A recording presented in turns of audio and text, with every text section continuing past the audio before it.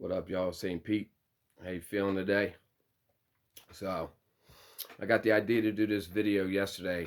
I was walking my dog past Fox Chase Cancer Center, and I noticed the architecture, the symbols that they have out front of the building, and I was like, damn, I can't believe I never really took notice of it. I looked at it, but I didn't look in it all these times that I had walked past it.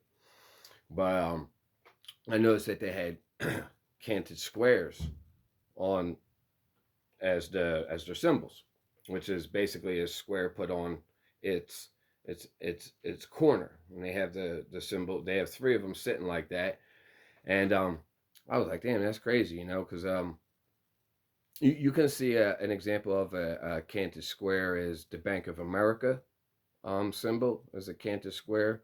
The chevron symbol is a canted square. So that canted square, if I'm not mistaken, I think it might be like the second degree in Freemasonry. But it is the canted square ties into the 47th proposition of Euclid, which is um, the way in which you square a room, to the Pythagorean theorem. So it all ties. So I had that, and I'm like, oh, I gotta go home and revisit the 47th proposition of Euclid and look at the Pythagorean theorem, and just had to refresh that. So I busted out my Manly P. Hall Secret Teaching of All Ages encyclopedia, because that's what this is. This is an encyclopedia written by a 33rd degree Mason. So he actually was promoted to the 33rd degree without having to go through all the other degrees. Is the 33rd degree is the honorary degree. He was basically, given that, whatever, bestowed that degree because of, he was a prolific writer. And I mean, he's got, I think, like 8,000 hours of lectures and his books. I mean, there's some of the, he's one of the, greatest philosophers in American history. Yeah, he started the Philosophical Research Institute.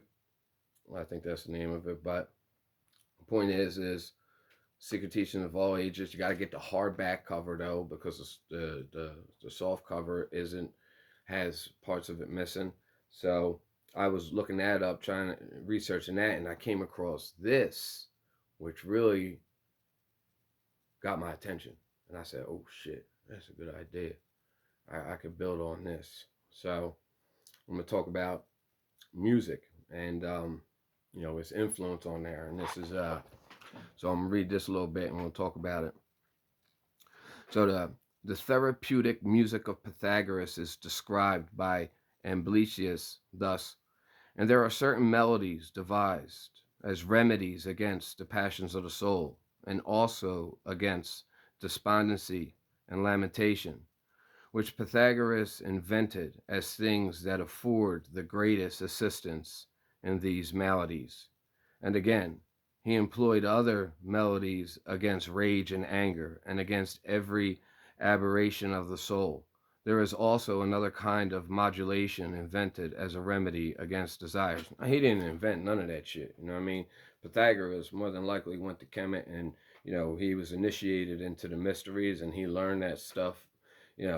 Learned the Cometian mysteries and brought that to Greece, and started his own thing. But the point is though, that it's interesting because the strings on like a piano, the strings on a guitar, at one point them strings were used to heal. That each chord, each string was used to heal an ailment.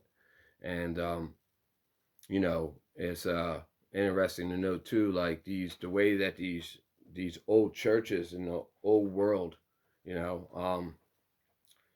the way that they were geometrically shaped, all the shapes, the sacred geometry in them, this is where the 47th proposition of Euclid in squaring a room, it creates a vibration. It creates, like he's saying, like it could either be soothing against rage and anger, but that was the organ. So the organ, enters your eardrum. You see how a lot of this, your heartbeat got a rhythm. It's all music. Music is life. Music is, as long as there's humans, there's going to be music being made, because that's how the soul expresses itself. But people used to go into these churches and they used to be healed. They would use these organs to heal the organs. And this is where the miracles were happening. That's why this idea of miracles happening in church just developed from that time when the dark arts weren't in control. Before the dark arts took control of, the world, there was a time when, you could go into these places and be healed through the vibration, healed with the organs. So it is probable that the Pythagoreans recognized a connection between the 7 Greek modes and the planets. As an example, Pliny declares that Saturn moves in the Dorian mode and Jupiter in the Pythagorean mode. It is also apparent that the temperaments are keyed to the various modes, and the passions likewise. Thus, anger, which is a fiery passion, may be accentuated by a fiery mode, or its power neutralized by a watery mode. And I know that's, for me, it's like I got to be careful with what I listen to, because I can personally attest to that, certain music gets me fired up, you know what I mean? And I got to be careful. I can't, if I got shit to do, I can't be riding around listening to Tupac, because I'll be, that shit gets me going. So, something to think about. The far-reaching effect exercised by music upon the culture of the Greeks is thus summed up by Emil Naumann. Plato depreciated the notion that music was intended solely to create cheerful and agreeable emotions, maintaining rather that it should inculcate a love of all that is noble and hatred of all that is mean, and that nothing could more strongly influence man's innermost feelings than melody and rhythm. And he knows that. He talks about that in the Republic. Like, you got to be careful who you allow to be, the artists. You almost got to license these artists, because the artists have way more influence over society than the fucking politicians. Believe that. Believe that. Don't nobody follow politicians. Nobody, they don't set trends. It's always the artists that are setting trends. So the artists always got to be controlled. It's always got to be steered. It's culture creation, social engineering. You know what I mean?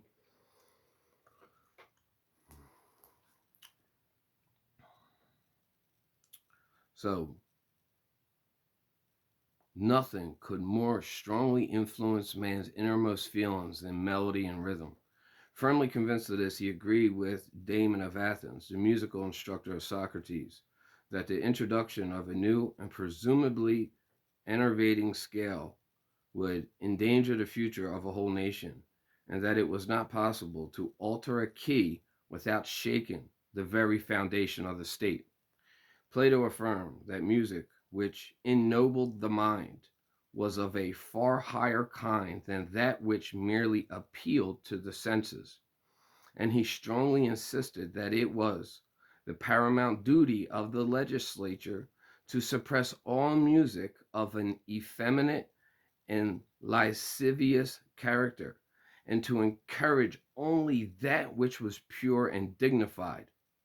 Which, you know, what does he think is pure and dignified?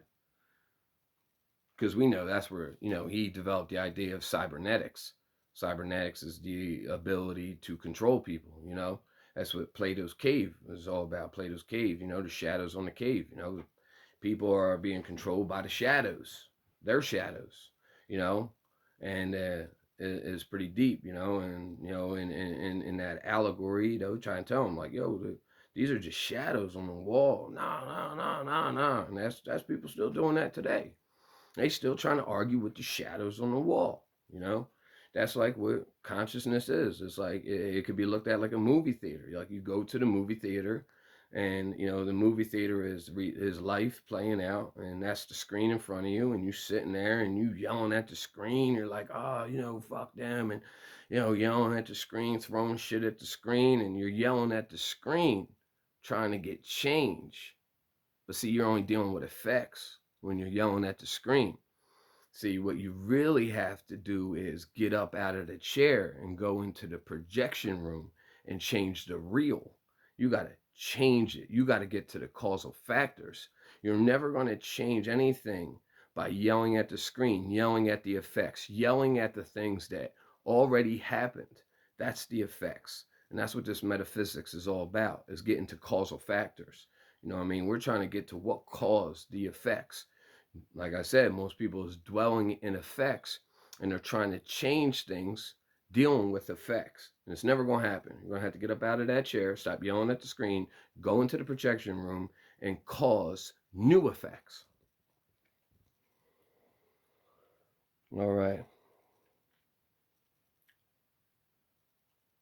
So, legislator to suppress all music of an effeminate and lascivious character, and to encourage only that which was pure and dignified, that bold and stirring melodies were for men, and gentle and soothing ones for women. From this, it is evident that music played a considerable part in the education of the Greek youth. The greatest care was also to be taken in the selection of instrumental music, because the absence of words rendered its signification doubtful. It was difficult to foresee whether it would exercise upon the people a benign or baneful influence. Popular taste being always tickled by sensuous and meteorously effects, was to be treated and deserved contempt.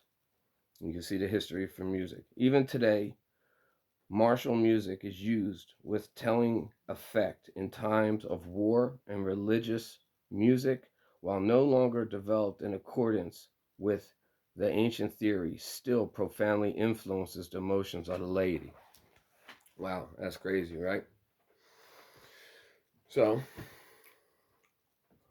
fast forward to our day and time. Keep that in mind, what he was saying about music and how music can, influence the angers, influence the emotions, influence that, them causal factors. And we take a look at somebody who was one of the most influential people of the 20th and 21st century, Mr. Aleister Crowley. You know what I mean? And I'm going to read a little bit of something out of Aleister Crowley's book called The Book of the Law, which, by the way, according to him, this is let's see. So this book was dictated in Cairo between noon and 1 p.m. on three successive days, April 8th, 9th, and 10th, in the year 1904. 1904. That's when this transmission happened. The author called himself Awas and claimed to be the minister of Hor Par Karat, that is a messenger from the forces ruling the earth at the present, as will be explained later on, right? So he was saying that he ushered in the Aeon of Horus, and he would use, he would use these rituals. He would use sex magic. That's where this comes from, and he would use the woman as like the oracle. So they would do all types of weird shit to basically, induce the woman to a heightened sense of, heightened sexual sense. And that's where, they wouldn't actually ever, have the orgasm, because they would call that earth in their energy. So they would keep that energy circulating. And they say that, it opens up dimensions in your brain, that sex energy, and that's how you could tap into the other side. That's why that dude Kenneth Grant, he talks a lot about that, beyond the Mauve zone. He calls about getting into the Mauve zone and being able to, use sexual energy to, tap into, these interdimensional spirits, or, what I'm saying, or, knowledge essentially is what it is. But I find this interesting. This was written in, like I said, was it 1903 or something like that. But, okay. So he's talking about Horus. He rules the present period of 2,000 years, beginning in 1904.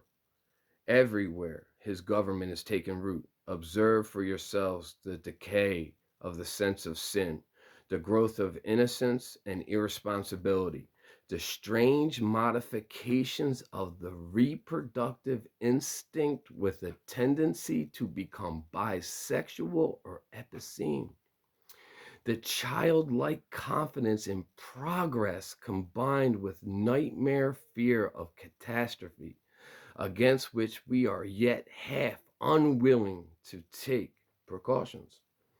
Consider the outcrop of dictatorships, only possible when moral growth is in its earliest stages, and the prevalence of infantile cults like communism, fascism, pacifism, health crazes, occultism, in nearly all its forms, religions, sentimentalized to the point of practical extinction.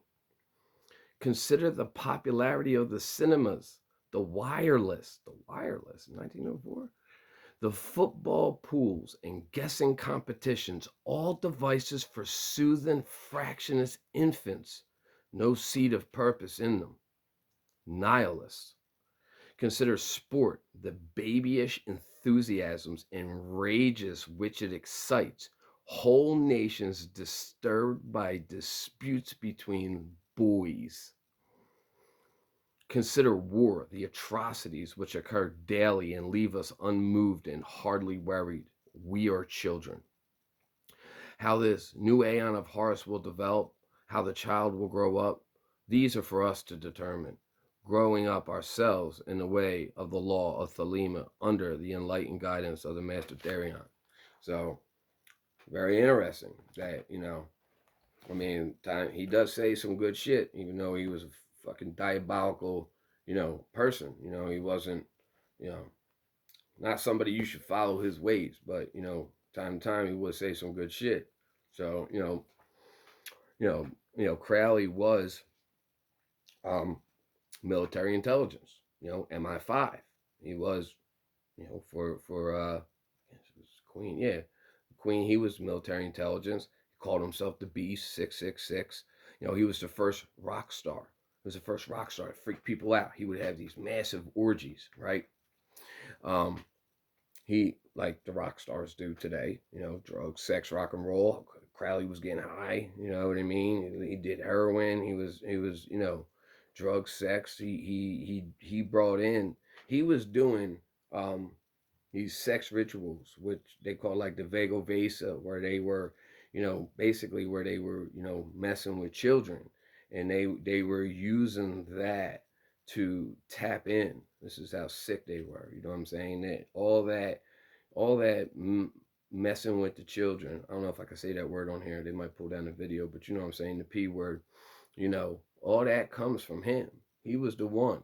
So he was actually telling people that in public, and he was doing that, telling people that in public. This is this, and he got stepped to by the OTO. Now the Order Templi Orientis is the real magical orders. That would be, what they call the Illuminati, which I don't like calling them the Illuminati, by the way. The Illuminati, they ain't Illuminati at all. That's really just a catchphrase, because they're far from illuminated. You know what I mean? Like, they really aren't Illuminati, and that's what they do. They hijack words because they're really good for nothing. They took a lot of these sacred sciences, and they made them profane. They took a lot of these ideas, the stuff that could be used for good, and they used it for their own selfishness. See, that's what sorcery is. When you alter nature for your own benefit, you wanna use your powers, your magical powers. Now, magic has been established as something real, in a thesis, I guess, in Berkeley, maybe, I forget the name of the guy, but you know, they basically, you know, it's accepted in Ivy League colleges. Not that that means anything, but that, you know, the imagination in accordance with will is what magic is. You know, the imagination and your willpower, you know, working together. That's what magic is. Now, the difference is when you're using that to acquire things for yourself, you are invoking their energies, you know, compared to evoking, which would be, like how some of the shamanic cultures would use these ceremonies and rituals for the benefit of the tribe. If they needed rain, they needed to, do a rain dance and stuff. It wasn't about them trying to get a Ferrari. You know, that's why the secret is sort of satanic, in my opinion, in some ways, because they're telling people, oh, we'll manifest these material things, which are powers, which is, you know, don't really sit right with me. But so yeah, so he was one of the highest occultists. He had degrees in all throughout all the degrees in Freemasonry. I mean, he gets stepped to by the OTO. He goes into the OTO and basically, takes over the OTO. He becomes like the head guy, and the OTO is still around now. And the OTO is basically what you see most of the Hollywood or the musicians and the Hollywood people involved with today.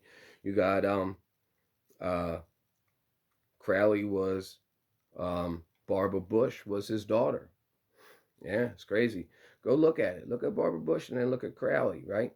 Pauline Pierce is Barbara Bush's mother. Now that is fact that Pauline Pierce was running around with Crowley doing rituals when he was here in America, and he was running around with her, and she got pregnant, and had uh, Barbara Bush, and George Bush Jr.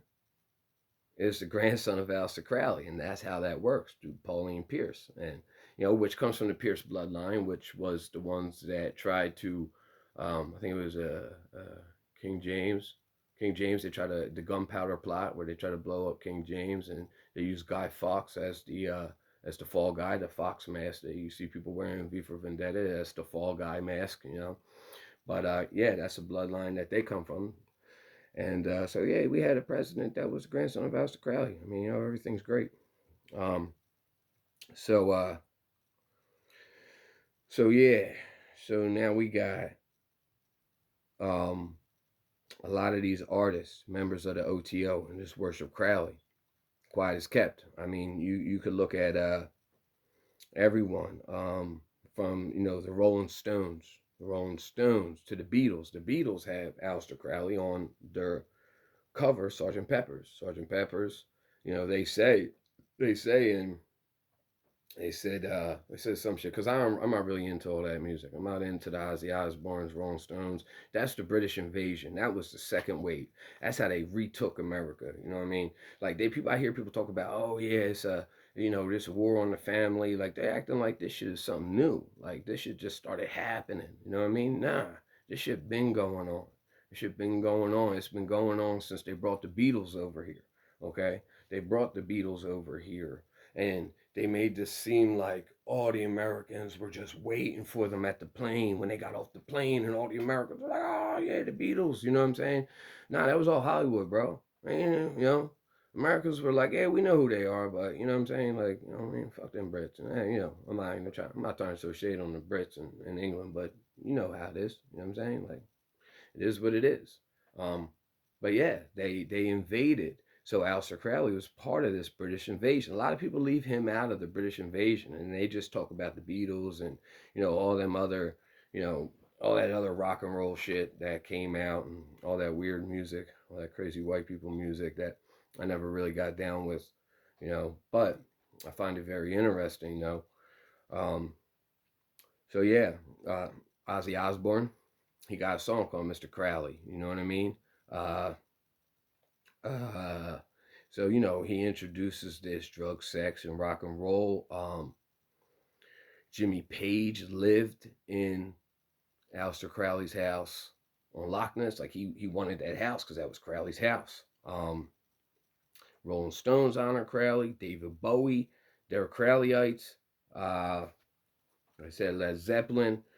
Um, Jimmy Page is said to have the biggest collection of Aleister Crowley's work. He's an OTO member. So, and he's got the biggest Crowley collection next to the UT campus, which keeps the actual Book of the Law in on the UT campus, which is that's very interesting. But the Beatles say that something like Sergeant Pepper's taught us how to play 40 years ago from today, some shit like that. Well, when that album came out, that was 40 years after Aleister Crowley's death. That was when that album came out. So that's pretty interesting. So the Beatles introduced this idea of the long hair into America.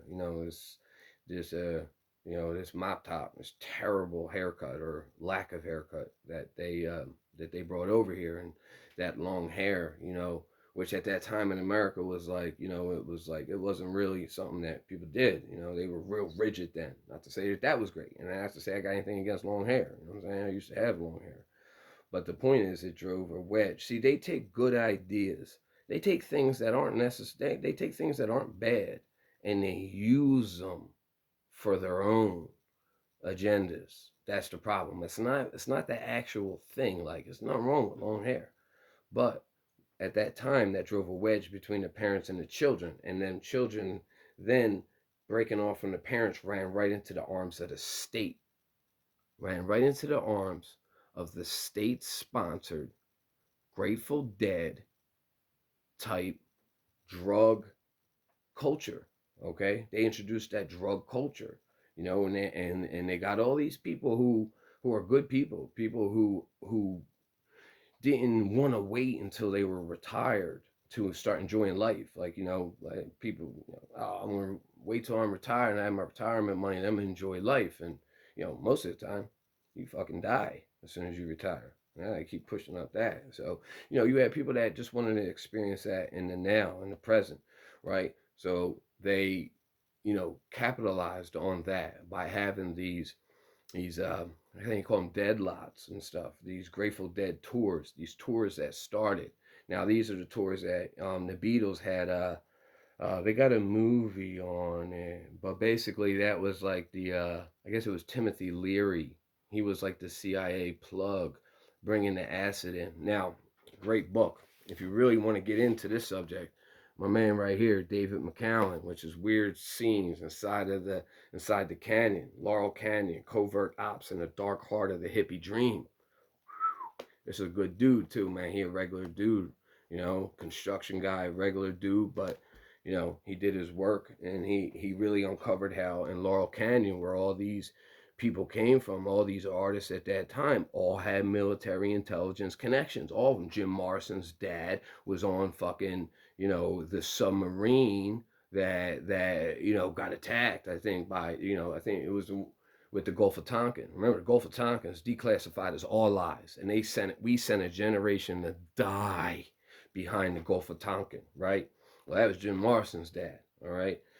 So he puts all these clues together about how, the military intelligence, which is the CIA, NSA, whatever, they basically promoted this hippie culture. They perverted it, I should say. You know what I mean? Because they took something that wasn't, nothing wrong with it. Not wrong with saying fuck the system, because at that time you got to remember that, like, America was probably the most united it has ever been at the time of Vietnam. Everybody was like, fuck Vietnam. Like, we got to get the fuck out of there. Like, this shit is no bueno. So that's when the military intelligence started developing, started breaking up that unified front by saying, hey, don't women deserve rights? Sure, women deserve rights. Okay, so they started that. Okay, black folks, don't black folks deserve rights too? Like, you tired of this white supremacy or whatever? You know what I'm saying? Like, you tired of all this shit, right? You tired of that? And sure, there's not, women deserve rights, and black people deserve rights, and all these things. But what that was doing was breaking up the unified front.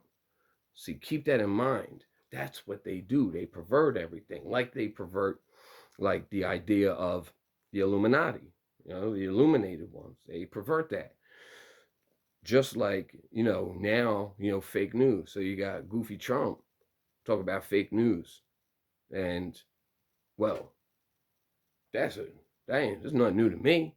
And the conscious people that I know, we've been talking about the media fake for 10 years, at least 10 years, you know. But he comes along and he says fake news, and now people, I say, the media is fake, and people think I support Trump. Which is crazy. I don't support no politician. I don't support no government. I believe in internal government. If we still have external government, if we still have this idea of government outside of us, that means we have no internal government. That means we are lacking the ability to govern our own psyche. So that's manifesting in the external world as government. Internal monarchy leads to external anarchy, meaning no rulers. But if you got internal anarchy, no rulers, no ruling, guiding, ruling your own psyche, you're going to need external monarchy. That's the way it works. It's natural law. So they divided everybody up. They did to the revolutionaries too. Like, this is something that they did to the Black Panthers. I mean, if you really want to get into the Black Panthers, what happened to black folks in this country, get John Potash's book on FBI's war on Tupac Shakur and other black leaders. He also made a documentary. It's fucking amazing. He is great work. But yeah, they were getting everyone high. Like even what's his name in the Beatles?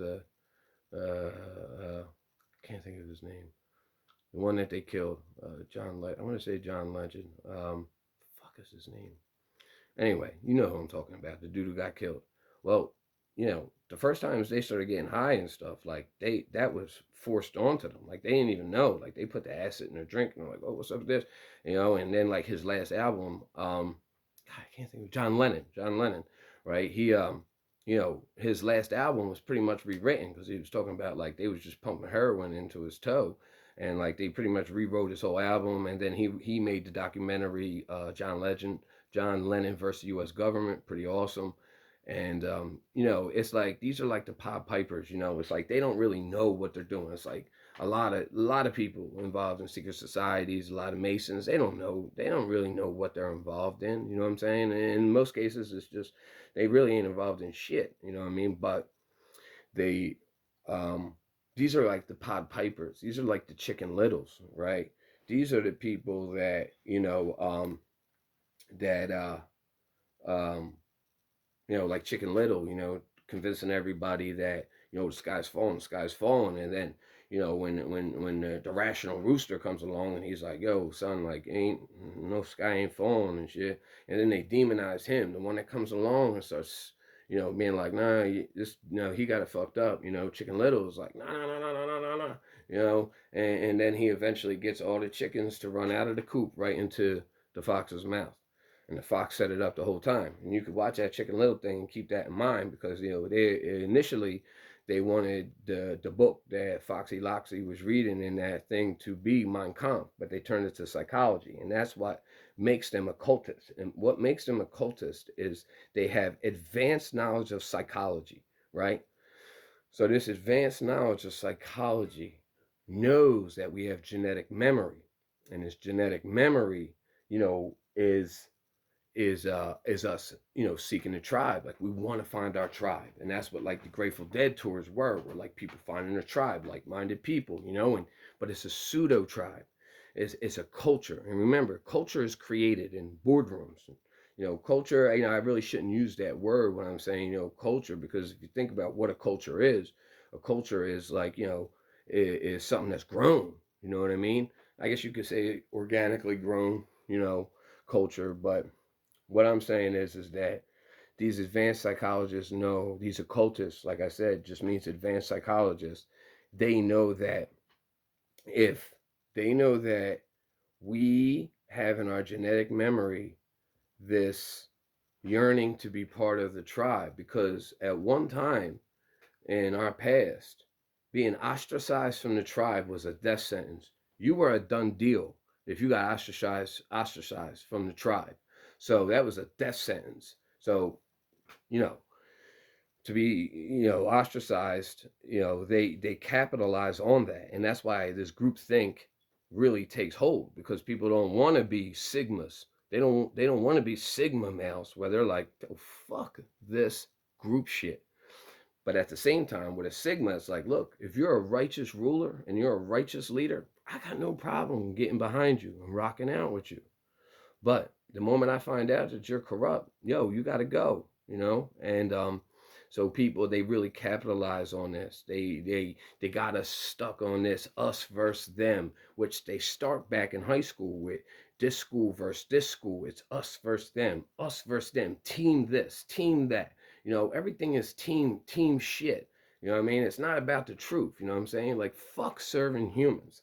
Serve the truth. That's the only thing that I serve, is the truth. And, I see it all the time. Team Fauci, you know what I mean? Team Democrat, Team Republican. Everybody's a team. And I looked at it like, like Eagles, and Eagles, if you're an Eagles fan and, you and the other Eagles fans is talking shit like, oh, this team sucks and we gotta get rid of this player, this and this, it's all good. But then let a Cowboys fan come up in the room and start talking that shit, and y'all's gonna go at it. You're gonna bump heads. So, you know, they capitalize on this genetic memory, and that's what makes them these occultists. Uh, so, you know, so you got that. You got Aleister Crowley, you know, heavily influencing rock and roll. All them rock and roll people. And then even in today, you see Jay-Z wearing "Do What Thou Wilt" should be the whole of the law. And I want to wrap it up by saying, like, you take all that into consideration, and then you listen to music today. Man, it's crazy. It's crazy because hip hop had the potential to change the world. It did change the world, you know what I mean? And then it was taken over. It was infiltrated because, like KRS once said, hip hop stood for higher infinite power, healing our people. And that had to go. It had to go. So I mean, you see what it is now, and it's basically, drill music and, and gangster music, and got people away from that conscious, socio-political aspects of hip hop. You know what I'm saying? That's why, rocking the conscious by nature thing. Shout outs to Urban X podcast. That's where I got the gear from, Urban X. So but yeah, and then so yeah, these these uh these Crowleyites, these occultists, they've been, you know, engineering society through music, because music speaks directly to our soul. So you got to be careful what you allow in, what you allow your ear to drum, because that could be very detrimental, and we see it. Okay, you let an artist put on a dress, and you'll have all the dudes wearing dresses. Let them have a purse, and they'll all have purses. I mean, you let them sag his pants. I mean, that's where all this comes from. You know what I mean? Like, all this perverted shit that we see in society is influenced by culture. Say people say chicken or the egg. I mean, and I say that, what happens is, what I say to that is that most of these movements start out, for the right reasons. The ideas are the right reasons, and they're okay, and then they get hijacked. That's why being part of a group is no bueno, and I don't want to be parts in no groups. You know what I mean? I don't want to be parts in no groups. You know what I mean? And I'll make my own group organically. I come together with my brothers and the people, you know what I'm saying? We'll do our own thing organically, you know what I mean? Anything that's state sponsored, that's nationwide like that, is already infiltrated. So, with that being said, I mean, you even see it today too. Like I said, I don't really listen to this kind of too much of this kind of music, but there's a band called Tool, that basically, I know they real popular, and um, their drummer was talking about how they like, he practices Enochian language in his blog, talking about Enochian language, and he tries to fuse Enochian language into the music. You know, he, yeah, man. I mean, this shit gets deep, and you can hear John Todd was one of the first dudes that I came across too in the beginning. And John Todd, he was a member of the Illuminati. You know what I mean? The dark occult. You know what I mean? And they he was saying, like, he comes from the Collins family. You get Fritz Springmeier's book, 13 Bloodlines of the Illuminati, and that's a great breakdown of some 13 of some of the most powerful families. I'm sure there's more, but point is, the Collins family is where John Todd came from. And when he came out of that, he was saying about how he worked at RCA, and that how they had altars in the tops of the buildings, and that they would be putting spells on the records. You know what I mean? Yeah, I can't prove that, but in some ways it makes sense. When it's backward masking, you know what I mean? Like, you just look at the backward masking with Obama. You know what I'm saying? Yes, we can. It's thank you, Satan. Like, it's crazy. Yeah, Stairway to Heaven, when they backward mask it. I mean, this shit is deep, man. So I just wanted to talk about that. Talk about how Crowley has basically Crowley was most influential man in the 20th and 21st century. Still to this day, he's still influencing the artists out there, and his legacy unfortunately lives on, and we have to be aware and not fall into these traps. So, questions or comments, holla at your boy. Enjoy your Sunday. Be dangerous to those that threaten freedom. St. Pete, I'm out. Peace.